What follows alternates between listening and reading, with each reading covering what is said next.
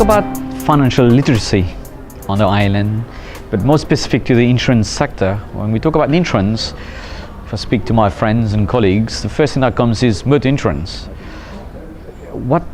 There's more to motor insurance, just motor insurance. There's much more to insurance than motor insurance. The problem is in Mauritius at the moment, there's only motor insurance that is compulsory. There are other quasi-compulsory insurance, such as public liability for restaurants. When you apply for a permit at the tourism authority, they would request that you have such insurance. But yes, people tend to think, very often people think of insurance as just a piece of paper that they need to renew their car road tax. Whereas insurance is here to provide peace of mind. We're not here to give a piece of paper, we're here to give you financial security and financial guarantee. Yeah, but you're very right to say people are unfortunately not very aware of insurance products available, and that may be one of the causes, because the market is not very open. Companies are earning huge premiums, building their assets without having to compete. So why would they bother educating the customer when they're guaranteed a certain level of premium? But if there was proper fair playing field, everybody would be, companies themselves, insurance companies themselves would have had a better role in educating customers about insurance products. However, I know the Financial Services Commission has a couple of measures in the pipeline to try and get people aware of insurance products. There's one competition that they have organized, students, I think, of university tertiary level, one for secondary level, and they also have a roadshow. They go to towns, different towns and villages, where they would make presentations to the general public.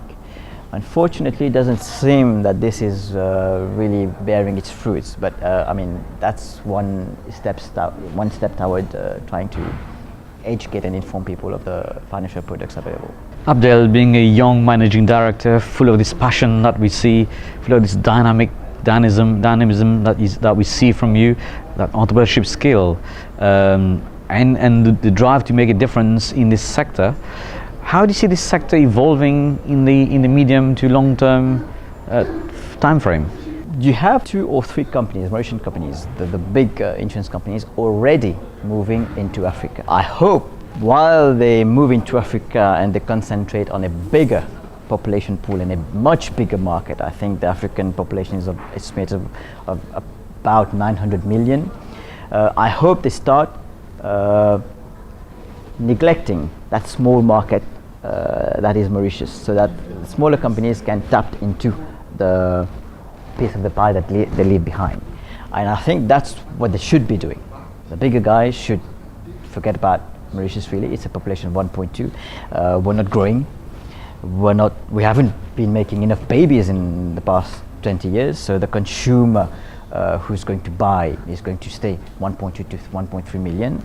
So the bigger guys should really be concentrating more into Africa. I would have hope of going into Africa as well, where I would probably be working less and making more money. This is not in our immediate plans at the moment. I would like, and that's the wish of the board and the shareholders of GFA, would like to consolidate our presence in Mauritius first, increase our market share here first before moving into other jurisdictions. As much as we talk the unbanked people of Africa, we also have the uninsured market in the region and in Africa. What do we need to do as a player in this sector, the bigger guys, the smaller guys, joining forces to tap in this growing market? Well, mind you, Africa is not such an untapped market. I know of one company in Kenya that introduced some kind of mobile banking. Apparently this has to cater for those not having access to the financial service sector, retail banks, and this apparently has done quite well. Now, retail mobile phone payments and mobile phone banking is something fairly new in Mauritius. I think they've introduced that probably about a year and a half ago. So Africa is not such untapped market in terms of financial services. Obviously, there is something, probably a big pool where we could tap in the African market, where you have the micro insurances. So this is probably a potential market that we could look into. If I take a specific point, if you look at the indebtedness, how people are in debt in Mauritius, apparently some statistics shows that 50% of people are over in debt. How can you see this market growing when people don't know how this disposable income, are they to invest in insurance or in insurance-backed premium or insurance pension? How can we get our fellow Mauritian to have this income to invest?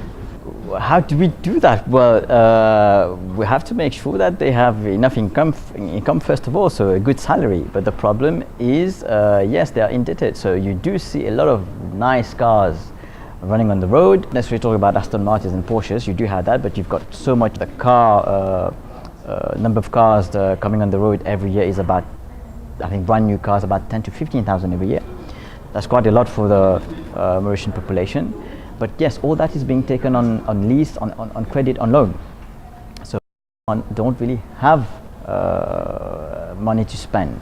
And if they don't even have money to spend, there's very little money left to save and to invest in pensions and other financial products, unfortunately. Abdel, it was a pleasure having you on the show. We always welcome your passion, your enthusiasm and your entrepreneurship mindset. And thank you. Thank you.